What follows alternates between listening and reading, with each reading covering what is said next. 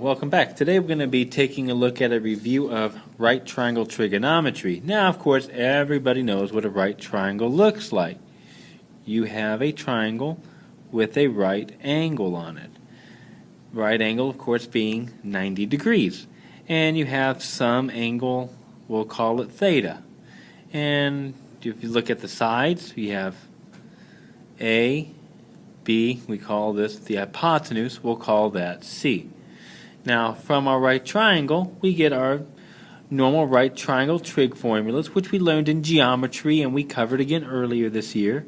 You have the sine of theta, which we of course know is the opposite, B, over the hypotenuse, C. You have the cosine of theta, which is the adjacent, A, over the hypotenuse, C. And last and not least, you have the tangent of theta, which is the opposite, B, over the adjacent, A. And there's your normal right triangle trig equations. And also, of course, we all know the Pythagorean theorem. If there's one theorem everybody knows from mathematics, even ask your parents, it's the Pythagorean theorem. And that says a squared plus b squared equals c squared, where c, be careful, is the hypotenuse. Okay? Be very careful. C is the hypotenuse. Now, we're going to be taking a look, reviewing a lot of right triangle trigonometry word problems today. So we have to go over a couple of definitions that you may not remember from geometry class. The first being what we call the angle of elevation. Now, if you imagine yourself staring at a straight line, a horizontal line, and there's some object above that line. The angle of elevation is the angle measured from where you're standing to the object. This is what we call the angle of elevation. In other words, the angle of elevation is defined to be measured upward to an object. So to get the angle of elevation, we measure upwards. Now, to get the angle of depression, this is known a little bit easier. The angle of depression is the same horizontal, but this time our object is below. So you measure the angle downwards. And here is our angle of depression. Now, I sometimes say depression's easier because, of course, when you're depressed, what do? You hang your head low. All right, so you're depressed. All right, anyways. The angle of depression, as again we said, is measured downward to an object. Now, these are going to come into play as we go through a lot of these word problems over the next few days. So, let's take a look at our first example. Darth Vader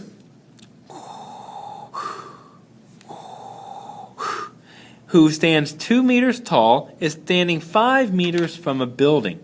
The angle of elevation is 75 degrees, and we're asked to find the height of the building and to give our answer to the nearest meter. Now, you will need a calculator, so make sure when you use your calculator, you are in degree mode here. So let me go and get my calculator here.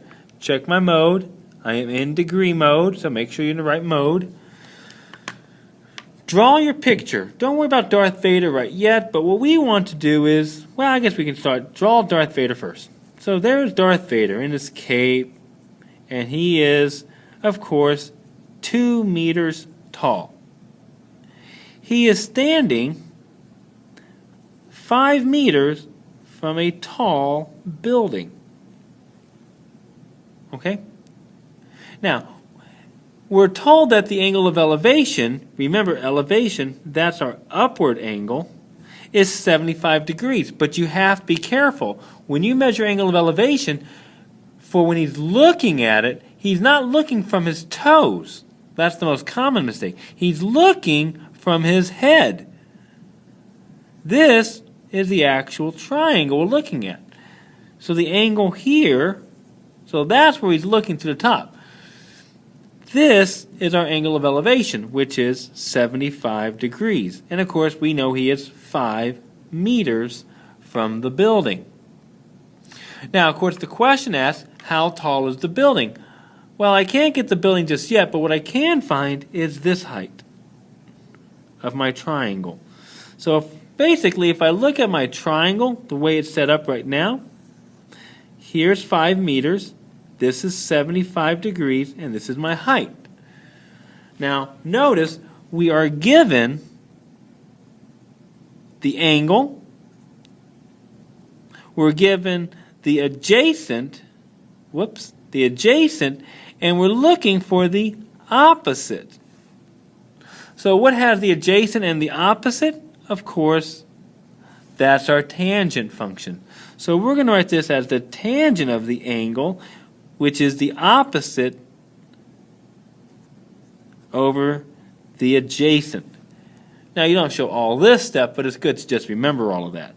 So the tangent of 75 degrees equals the opposite h over the adjacent 5. And before I type anything in the calculator, I am going to solve for h here. H equals 5 times the tangent of 75 degrees. And I can just type that in my calculator. I get my calculator, second quit, 5 times the tangent of 75. I already checked degree mode, and I got that. And what I wind up with is the height is 18.66 meters. But that we're not done yet, because remember, Darth Vader was 2 meters high. He's measuring already 2 meters higher than than our number here. Remember, the height here we got was 18.66, but we have an additional 2 meters below that to compensate for Darth Vader's height. So the actual height of the building will be the 18.66 meters that we found plus Darth Vader's height of 2 meters, which gives us 20.66 meters. And we are asked around to the nearest meter, which is about 21 meters. So our building is about 21 meters tall. All right. So let's take a look at one more example real quickly, and then we'll go into part 2. All right.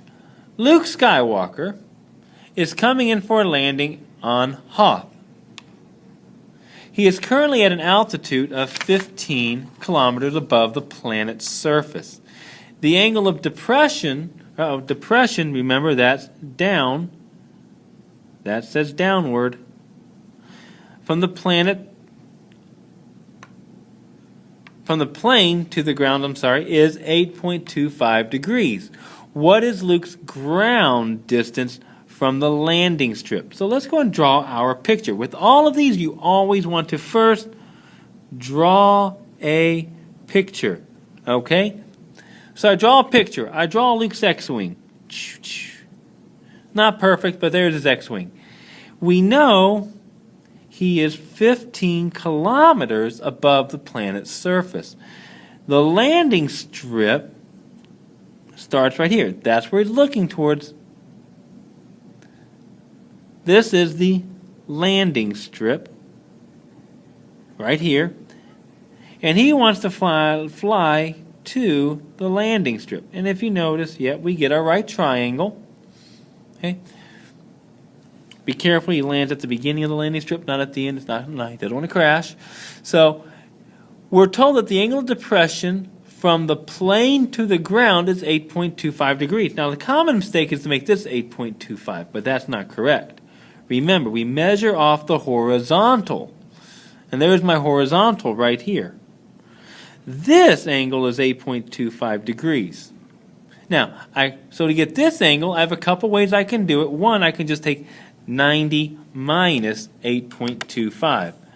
Whoops, clear that out. 90 minus 8.25, and that's going to give me an angle of 81.75 degrees. We're looking for the ground distance. So here's the distance we're looking for, x. So I might go off to the side here just to draw my triangle a little bit better, make it look prettier. This is x. We know this is 15, and there's my angle of 81.75 degrees. So again, take a look. We're given an angle, the adjacent, and we're looking for the opposite. So again, we're going to use tangent of theta. So we know that the tangent of our angle, 81.75 degrees, equals the opposite x over the adjacent, 15.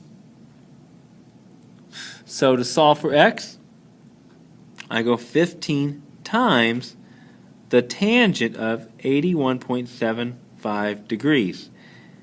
And this is actually going to give us our answer here. So I take 15 times the tangent of 81.75 degrees, and here we get 103.453 kilometers. So Luke is about 103 kilometers from the landing strip. Right there. All right. Now, for part B, Luke is now trying to travel in a straight line. So he didn't travel in a straight line. He asked, how far will he have to travel to reach the landing strip? So if we redraw our triangle here, remember here's our 81.75 degrees, we have our 15 kilometers, and we found this to be 103.453 kilometers. And what we're asked to find this time is the hypotenuse, this distance. Now, I could use trigonometry to do this, sine, cosine, sine or cosine, but take a look. It's three sides of a right triangle, and I know two of them. The best one to use, of course, is the Pythagorean. And another example, we'll show you how we can do this answer using the other one as well. That's a squared plus b squared equals c squared. So we can get 15 squared plus 103.453 squared equals c squared. Solving it, ready? Just add them together. You take the 453. Let me do this again. 15 squared plus the 103.453 squared, enter, and just take the square root of that answer. Second answer.